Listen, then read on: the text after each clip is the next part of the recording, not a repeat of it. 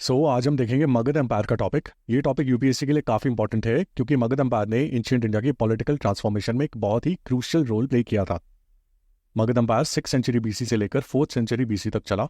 इस पीरियड में मगध ने नॉर्थ इंडिया को अपने कंट्रोल में कर लिया था। मगध वो जनपदा था जो लेटर मौर्यन एम्पायर का फाउंडेशन बना था। लेकिन मौर्यन एम्पायर के राइज को समझने से पहले हमें मगध को समझना पड़ेगा क्योंकि मगध एम्पायर की स्टोरी ही एंशिएंट इंडिया के पॉलिटिकल ट्रांसफॉर्मेशन की फाउंडेशन है। अब सबसे पहले देखते हैं मगध एम्पायर की जियोग्राफिकल लोकेशन और उसकी इंपॉर्टेंस। मगध एंशिएंट इंडिया में प्रेजेंट डे बिहार स्टेट में लोकेटेड था, स्पेसिफिकली ईस्ट साइड में गंजारिक प्लेन्स में। राजगीर, पटना, गया, बोध गया, ये सब मगध किंगडम के अंडर ही आते थे। मगध को ज्योग्राफी वाइज मल्टीपल एडवांटेजेस थी। पहला एडवांटेज था रिवर्स। गंगा, सोन, गंडक, चंपा एक्सेट्रा ये सब रिवर्स मगध एम्पायर से पास करती थी और ये इरिगेशन प्रोवाइड करती थी, ट्रेड को फैसिलिटेट करती थी और कम्युनिकेशन को मेंटेन करने में मदद करती थी। दूसरा एडवांटेज था फर्टाइल एलुवियल प्लेन्स।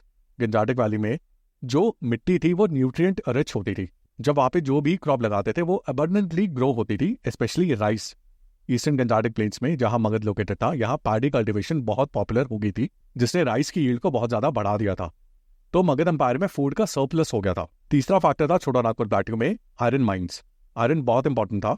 आयरन से वेपन्स बनते थे, एग्रीकल्चरल टूल्स बनते थे और कंस्ट्रक्शन मटेरियल्स भी। मगध को यह एडवांटेज था कि मगध के अंदर आयरन रिच रीजन लोकेटेड था। चौथा एडवांटेज था नेचुरल फोर्टिफिकेशन। राजगीर मगध की कैपिटल 5 पहाड़ों से सराउंडेड थी और ये पहाड़ नेचुरल फोर्टिफिकेशन की तरह एक्ट करते थे और इस नेचुरल फोर्टिफिकेशन की वजह से एनिमी अटैक होना काफी मुश्किल था। तो ज्योग्राफिकल लोकेशन से मगध ने military security, trade advantage, agricultural prosperity सब कुछ अचीव किया। अब देखते हैं इस टाइम पर नॉर्थ इंडिया का पॉलिटिकल सिनेरियो क्या था। 6th सेंचुरी बीसी में नॉर्थ इंडिया में महाजनपदा एज चल रही थी। महाजनपदा का मतलब है ग्रेट किंगडम्स। यहाँ इन टोटल 16 महाजनपदास थे। ये सब महाजनपदास इंडिपेंडेंट किंगडम्स थे और इनमें से हर एक महाजनपदा अपनी पावर इंक्रीज करना चाहता था। सो महाजनपदास के बीच कंपटीशन बहुत था और हमें महाजनपदास के बीच कई वॉर्स भी देखने को मिली। महाजनपदास दो टाइप्स के थे, एक तो मोनार्की जहाँ किंग पावर होल्ड करता था और दूसरा रिपब्लिक जहाँ कलेक्टिव डिसीजन मेकिंग होती थी। जैसे बज्जी कॉन्फेडरेशन एक रिपब्लिक था और वहीं मगध एक मोनार्की था। वैदिक पीरियड में जनपदास थे जो ट्राइबल कन्फेडरेशंस थी, लेकिन अब महाजनपदास सेंट्रलाइज्ड किंगडम्स बन गए थे। सो हमें एक ट्रांजिशन देखने को मिला from tribal setup to territorial kingdoms. लेकिन ये ट्रांजिशन क्यों हुआ? क्योंकि बेटर एग्रीकल्चर से हमें फूड सरप्लस मिलने लगा। इस सरप्लस से स्टैंडिंग आर्मी सपोर्ट हो सकती थी। साथ ही में प्रोफेशनल एडमिनिस्ट्रेशन भी डेवलप हो गया था। टैक्सेस कलेक्ट करने के लिए स्ट्रक्चर्ड सिस्टम भी बनाया गया था और ये सब चीजें मगध ने एफिशिएंटली इंप्लीमेंट करी थी। अब देखते हैं मगध के राइज के मेन कॉजेज क्या थे। पहला ज्योग्राफिकल एडवांटेज, जैसे हमने अभी डिस्कस किया। दूसरा आयरन की टेक्नोलॉजी जिससे एग्रीकल्चरल टूल्स और वेपन्स बनाए जाते थे। तीसरा एग्रीकल्चर में एडवांसमेंट, पर्टिकुलरली राइस की कल्टिवेशन में। चौथा सेंट्रलाइज्ड एडमिनिस्ट्रेशन जिसमें पूरी पावर मगध के किंग के पास होती थी। और पांचवा एक सेट ऑफ एम्बिशियस रूलर्स जो मगध की टेरिटरी को एक्सपैंड करना चाहते थे। अब देखते हैं मगध की फर्स्ट मेजर डायनेस्टी जो कि हरियंका डायनेस्टी। ये डायनेस्टी अराउंड 544 बीसी से शुरू होती थी। इसके फाउंडर थे बिम्बिसारा। बिम्बिसारा ने 544 बीसी से 492 बीसी तक रूल किया, ऑलमोस्ट 52 ईयर्स। ये एक काफी लंबा रूल था और ऐसा लंबा रूल क्यों इंपॉर्टेंट है? क्योंकि ऐसे लंबे रूल से आपको पॉलिटिकल स्टेबिलिटी मिलती है और पॉलिसीज का कंटिन्यूएशन मिलता है एंड देयरफॉर आप स्टेबिलिटी क्रिएट कर सकते हो, इंफ्रास्ट्रक्चर को डेवलप कर सकते हो और अलायंसेस को फॉर्म कर सकते हो। अब बिम्बिसारा ने अपने रूल के दौरान क्या क्या किया? फर्स्ट है मैरिज अलायंसेस। उन्होंने अपनी शादी कोसाला महाजनपदा के किंग की बेटी के साथ करी। कोसाला एक पावरफुल किंगडम था और शादी से कोसाला और मगध के बीच अलायंस स्ट्रेंथन हो गया। लिच्छवी जो कि वज्जी कॉन्फेडरेशन का हिस्सा था, इनके साथ भी बिम्बिसारा ने मैरिज अलायंस किया। ये स्ट्रैटेजी बहुत यूजफुल थी क्योंकि इससे आप अपने एनिमी को बिना फाइट किए आप उसको अपने इन्फ्लुएंस में ले सकते हो। सेकेंड था टेरिटोरियल एनेक्सेशन। बिम्बिसारा ने अंगा किंगडम को एनेक्स किया। Anga present day East Bengal, Odisha और बांग्लादेश के रीजन में लोकेटेड था और यहाँ से इंपॉर्टेंट ट्रेड रूट्स पास करते थे एंड देयरफॉर इसकी ऑक्यूपेशन मगध इकोनॉमी के लिए काफी सिग्निफिकेंट थी। थर्ड, बिम्बिसारा बुद्धिज्म और जैनिज्म दोनों को रिस्पेक्ट देते थे। उन्होंने बुद्धा को सपोर्ट किया और साथ में महावीरा को भी सपोर्ट किया। लास्टली बिम्बिसारा के टाइम पर राजगीर मगध एम्पायर की कैपिटल थी जो कि 5 पहाड़ों से सराउंडेड थी। अब बिम्बिसारा के बाद आता है अजातशत्रु। अजातशत्रु एक कॉन्ट्रोवर्शियल फिगर था क्योंकि वो अपने फादर बिम्बिसारा को पॉइजन करके राजा बना था, लेकिन पर्सनालिटी वाइज अजातशत्रु एक ग्रेट मिलिट्री कमांडर था। अजातशत्रु ने 492 बीसी से 460 बीसी तक रूल किया था, यानी कि 32 साल। अजातशत्रु के टाइम में मगध की मिलिट्री पावर सिग्निफिकेंटली इंक्रीज हो गई थी और इसके मेन रीजन थे इनोवेटिव वॉर टेक्नोलॉजीज, जिनमें आती है महाशिला कंतका जो कि एक वॉर मशीन थी जिससे आप बड़े स्टोन्स को काफी डिस्टेंस तक थ्रो कर सकते हो। अपार्ट फ्रॉम इट, इनका एक और वेपन था जो कि था रथ मुसला, जो कि एक चैरियट था जिसके दोनों साइड्स पर ब्लेड्स लगे होते थे, जिससे डिस्ट्रक्शन काफी ज्यादा बढ़ जाती थी। अब अजातशत्रु ने क्या क्या मिलिट्री कैंपेन्स किए? सबसे इंपॉर्टेंट था वज्जी कन्फेडरेशन के अगेंस्ट वॉर। वज्जी एक पावरफुल रिपब्लिक था बिहार और यूपी के बॉर्डर पर। वज्जी में कई सारे क्लान्स थे, जिनमें से लिच्छवी एक पावरफुल क्लान था। मगध और वज्जी कन्फेडरेशन के बीच ये वॉर 16 ईयर्स तक चली थी, लेकिन फाइनली डिप्लोमेटिक स्ट्रैटेजी और मिलिट्री इनोवेशन से अजातशत्रु ये वॉर जीत गया था। मगध के काशी और कोसाला के साथ भी कन्फ्लिक्ट्स थे, लेकिन अल्टीमेटली अजातशत्रु मगध को नॉर्दर्न इंडिया की डोमिनेंट पावर बनाने में सक्सेसफुल रहा था। एक और इम्पॉर्टेंट बात यह है कि अजातशत्रु ने फर्स्ट बुद्धिस्ट काउंसिल भी ऑर्गेनाइज करी थी, बुद्धा की टीचिंग्स को कंपाइल और प्रिजर्व करने के लिए। सो पॉलिटिकल एक्सपेंशन के साथ इंटेलेक्चुअल और स्पिरिचुअल पैट्रोनेज पर भी ध्यान दिया गया अजातशत्रु के टाइम पर। ये दोनों बिंबिसारा और अजातशत्रु हरियंका डायनेस्टी के थे, और इनके बाद हरियंका डायनेस्टी से कुछ और रूलर्स आए, जैसे कि उदयीन, जिसने 460 बीसी से 444 बीसी तक रूल किया था। उदयीन ने मगध की कैपिटल को शिफ्ट करा था राजगीर से पाटलिपुत्रा। लेकिन इस कैपिटल शिफ्ट की जरूरत क्यों पड़ी थी? पाटलिपुत्रा मगध में सेंट्रली लोकेटेड था, गंगा और सोन रिवर्स के कॉन्फ्लुएंस पर था और ट्रेड रूट्स को कनेक्ट करता था। इसके बाद पाटलिपुत्रा सेंचुरीज के लिए मगध का सेंटर बन गया था, और मौर्यास, गुप्तास, शुंगास सबके अंडर पाटलिपुत्रा कैपिटल रहा था। हरियंका डायनेस्टी अराउंड 413 बीसी में खत्म हो गई थी जब शिशुनाग ने टेक ओवर किया। अब देखते हैं Shishunaga dynasty. Shishunaga dynasty 413 BC से 345 बीसी तक चली थी। शिशुनाग ओरिजिनली नागा दसाका, जो लास्ट हरियंका रूलर था, उसके अंडर मिनिस्टर था। शिशुनाग ने अपने रूल के दौरान अवंती महाजनपदा को डिफीट किया। अवंती मगध राइवलरी जो कि सेंचुरी से चल रही थी, शिशुनाग ने फाइनली इस राइवलरी को एंड किया अवंती को एनेक्स करके। कालशोका जो शिशुनाग का बेटा था, इसने पाटलिपुत्रा को फर्दर डेवलप किया, और साथ ही इसने सेकंड बुद्धिस्ट काउंसिल को ऑर्गेनाइज किया वैशाली में। शिशुनाग डायनेस्टी के बाद आती है Nanda dynasty. Nanda dynasty 345 BC से 321 बीसी तक चली। ये सबसे पावरफुल डायनेस्टी थी, और इस डायनेस्टी का फाउंडर था महापद्मनंदा। महापद्मनंदा फर्स्ट रूलर था जो कि नॉन क्षत्रिय था। महापद्मनंदा ने सर्वभूमा यानी यूनिवर्सल सोवरेन का टाइटल यूज किया था। नंदा पीरियड में एडमिनिस्ट्रेटिव सेंट्रलाइजेशन पीक पर पहुंचा था। महापद्मनंदा ने ब्यूरोक्रेसी डेवलप की और साथ में एफिशिएंट टैक्सेशन सिस्टम भी बनाया था। नंदा डायनेस्टी के टाइम पर मगध की आर्मी बहुत बड़ी थी। ग्रीक सोर्सेस जो अलेक्जेंडर के टाइम लिखे गए थे, उन्होंने लिखा था कि नंदा आर्मी में 2 लाख इन्फेंट्री, 20,000 कैवलरी, 2,000 से 4,000 एलिफेंट्स और 2,000 चैरियट्स थे। नंदा पीरियड में इलैबोरेट टैक्सेशन सिस्टम और ट्रेड की वजह से वेल्थ बहुत एक्यूमुलेट हो गई थी। अब देखते हैं मगध की एडमिनिस्ट्रेटिव स्ट्रेंथ को डिटेल में।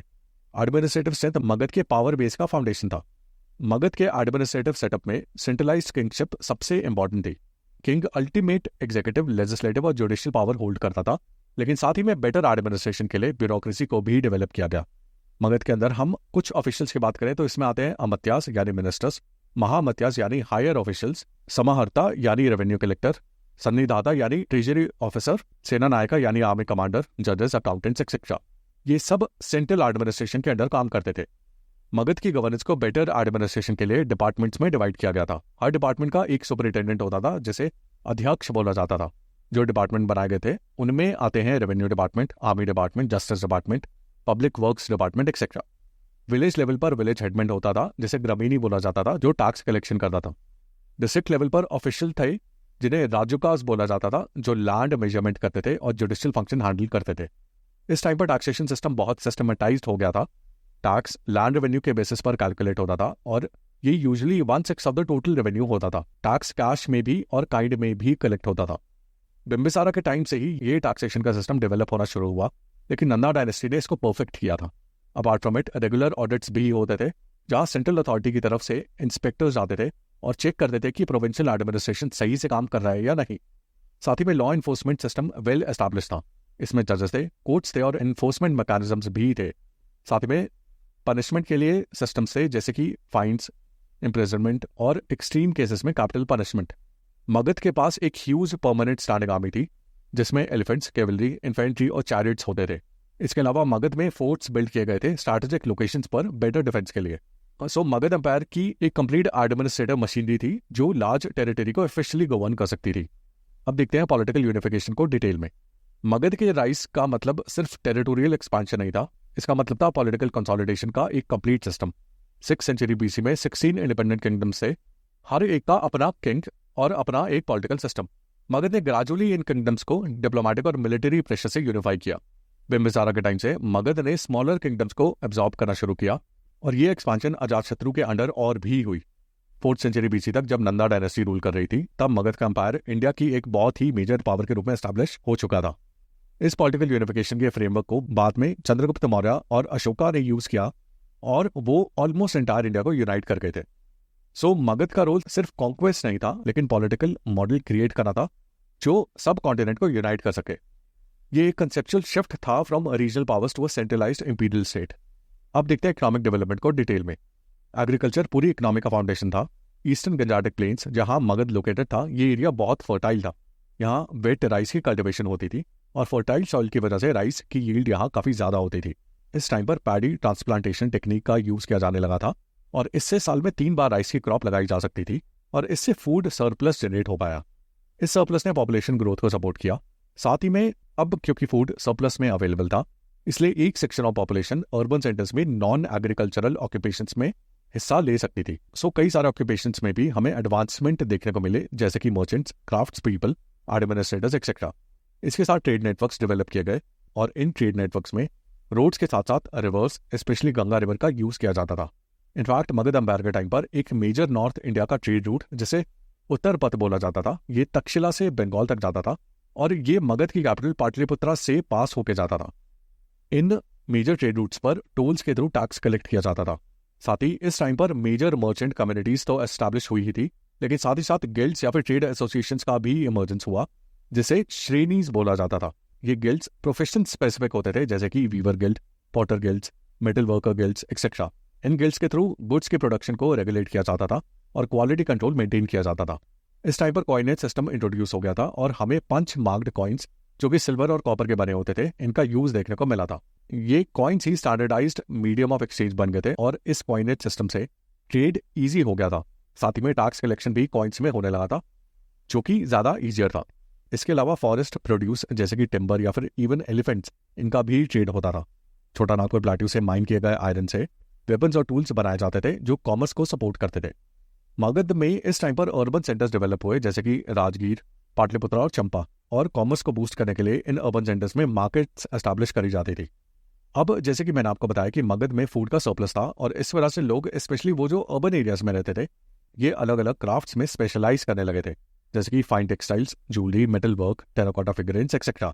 और इन क्राफ्ट से जो प्रोडक्ट्स बनते थे, इन प्रोडक्ट्स को एक्सपोर्ट किया जाता था, जिससे मगध में वेल्थ एक्यूमुलेट होती थी। इस फील्ड से मगध के एडमिनिस्ट्रेशन ने काफ़ी इंफ्रास्ट्रक्चर बनाया, जैसे कि रोड्स और इरिगेशन सिस्टम्स। इस इंफ्रास्ट्रक्चर ने इकोनॉमी को फर्दर बूस्ट किया। सो ओवरऑल देखें तो इकोनॉमिक सिस्टम एग्रीकल्चर, ट्रेड और टैक्सेशन, इन तीनों के मिक्सचर से बना। जो इकोनॉमिक प्रॉस्पेरिटी मगध में आई, इसने मगध की मिलिट्री पावर, एडमिनिस्ट्रेटिव कैपेबिलिटी और कल्चरल पैटर्नेज में एक डायरेक्ट और पॉजिटिव रोल प्ले किया था। अब देखते हैं मगध के सोशल स्ट्रक्चर को। इस टाइम पर जो प्रेवलेंट वर्ना सिस्टम था, यह हमें मगध की सोसाइटी में भी देखने को मिला, लेकिन साथ ही अब न्यू डेवलपमेंट्स हो रहे थे। वर्ना सिस्टम के साथ साथ हमें जाति सिस्टम भी देखने को मिला। जाति सिस्टम एक ऐसा सोसाइटल अरेंजमेंट था जिसमें किसी इंसान का काम और समाज में उसकी जगह उसके जन्म से ही डिसाइड हो जाती थी। पहले सिर्फ 4 वर्ण होते थे, ब्राह्मण, क्षत्रिय, वैश्य और शूद्र, लेकिन बाद में हर ऑक्यूपेशन के लिए एक अलग जाति बनाई गई थी, जैसे नाई जो कि बाल काटता था, धोबी जो कि कपड़े धोता था, कुम्हार जो कि मिट्टी से बर्तन बनाता था एक्सेट्रा। मतलब अगर कोई धोबी के घर पैदा हुआ तो उसे भी धोबी का काम ही करना पड़ेगा। वर्ना सिस्टम और जाति सिस्टम दोनों सोसाइटी को ग्रुप्स में बांटने का तरीका थे, लेकिन वर्ना एक जनरल आइडिया था और जाति ज्यादा डिटेल्ड और सख्त सिस्टम बन गया था। वर्ना सिर्फ एक थ्योरी जैसा था, पर जाति सिस्टम सच में लोगों की लाइफ का पार्ट बन गया था, जहां जन्म से ही जाति फिक्स होती थी और जाति के अकॉर्डिंग काम और स्टेटस फिक्स होता था। इसकी वजह से सोसाइटी में डिस्क्रिमिनेशन बढ़ गया और लोग अपनी जाति बदल भी नहीं पाते थे। लेकिन यहाँ एक इंपॉर्टेंट फिनोमेना था, जो कि था अर्बनाइजेशन का। इस टाइम पर जगह जगह अर्बन सेंटर्स क्रिएट होने लगे थे और इन अर्बन सेंटर्स में मर्चेंट्स और आर्टिसंस का राइज हमें देखने को मिला। फ्लरिशिंग इकोनॉमी की वजह से मर्चेंट्स और आर्टिसन क्लास ज्यादा वेल्दी और पावरफुल हो गई थी, बट वर्ना सिस्टम के अकॉर्डिंग ये अभी भी ब्राह्मण्स और क्षत्रियास के बिलो ही थे। सो एक तरह का कॉन्ट्राडिक्शन क्रिएट हुआ, जहां एक सेक्शन ऑफ सोसाइटी के पास इकोनॉमिक पावर तो थी, लेकिन सोसाइटल स्टेटस में वो ब्राह्मण्स और क्षत्रियास के सबऑर्डिनेट थे। यही कॉन्ट्राडिक्शन आगे जाके बुद्धिज्म और जैनिज्म को स्पेस देता है, क्योंकि इन रिलीजन्स में हमें कोई वर्ना या फिर जाति सिस्टम देखने को नहीं मिलता। अपार्ट फ्रॉम इट, सोसाइटी काफी हद तक पेट्रियार्कल थी और वुमेन का स्टेटस काफी इंफीरियर था। मैरिज अलायंसेस में वुमेन को पॉलिटिकल पर्पसेस के लिए यूज किया जाता था। बर्थ पर बॉयज की प्रेफरेंस ज्यादा होती थी, फैमिली लीनिएज को कंटिन्यू रखने के लिए। अपार्ट फ्रॉम इट वुमेन का work mainly house hold management में होता था और वुमेन एग्रीकल्चर में भी पार्टिसिपेट करती थी। वुमेन का ये इंफीरियर स्टेटस हमें सिर्फ रूरल एरियाज में ही नहीं बल्कि अर्बन एरियाज में भी देखने को मिलता है। जो रूरल सोसाइटी थी वो मेनली अग्रेरियन सोसाइटी होती थी, लेकिन दूसरी तरफ अर्बन सोसाइटी स्पेशलाइज्ड ऑक्यूपेशंस और प्रोफेशंस में इन्वॉल्व होती थी। अब देखते हैं इस टाइम की रिलीजन और कल्चरल डेवलपमेंट्स। इस पीरियड में हमें बुद्धिज्म और जैनिज्म का राइज देखने को मिला और इन दोनों रिलीजन्स का स्प्रेड मगध में हुआ। बिम्बिसारा और अजातशत्रु बुद्धिज्म के मेजर पेट्रन्स थे। उन्होंने बुद्धिज्म को प्रमोट करने के लिए स्तूपास, मोनेस्ट्रीज और विहारस बिल्ड किए थे। बुद्धा ने खुद मगध रीजन में जाकर टीच किया था और मगध में नालंदा एक इंपॉर्टेंट सेंटर बन गया था बुद्धिस्ट टीचिंग्स को स्प्रेड करने के लिए। साथ ही में जैनिज्म भी मगध में स्प्रेड हो रहा था। दोनों रिलीजन्स नॉन वायलेंस, रेनंसिएशन और एथिकल कोड को प्रमोट करते थे। दोनों में वर्ण सिस्टम या फिर जाति सिस्टम की कोई प्रेजेंस नहीं थी and therefore social mobility possible थी। और इसी सोशल मोबिलिटी की वजह से ये रिलीजन्स मर्चेंट्स, क्राफ्ट्स पीपल और लोअर वर्नास को अपील करते थे। साथ ही में इस पीरियड में मोनेस्ट्रीज लर्निंग सेंटर्स बन गई थी। इन मोनेस्ट्रीज में मॉन्क्स स्टडी करते थे, टीच करते थे और नए आइडियाज को डिबेट करते थे। अब मर्चेंट्स और मॉन्क्स बिजनेस और स्पिरिचुअल पर्पसेस से इंडिया के बाकी कोने और इनफैक्ट इंडिया से बाहर भी ट्रैवल करते थे और इनके ट्रैवल से मगध का ये जो इवॉल्विंग रिलीजियस और इंटेलेक्चुअल ट्रेडिशन और कल्चर था, इसका हमें स्प्रेड देखने को मिला। अब देखते हैं मगध की लेगेसी और सिग्निफिकेंस। मगध सिर्फ एक एम्पायर ही नहीं था, ये एक मॉडल था पॉलिटिकल सेंट्रलाइजेशन का। मगध ने प्रूव किया कि एक लार्ज टेरिटरी को सेंट्रलाइज स्टेट स्ट्रक्चर के थ्रू गवर्न करना पॉसिबल था।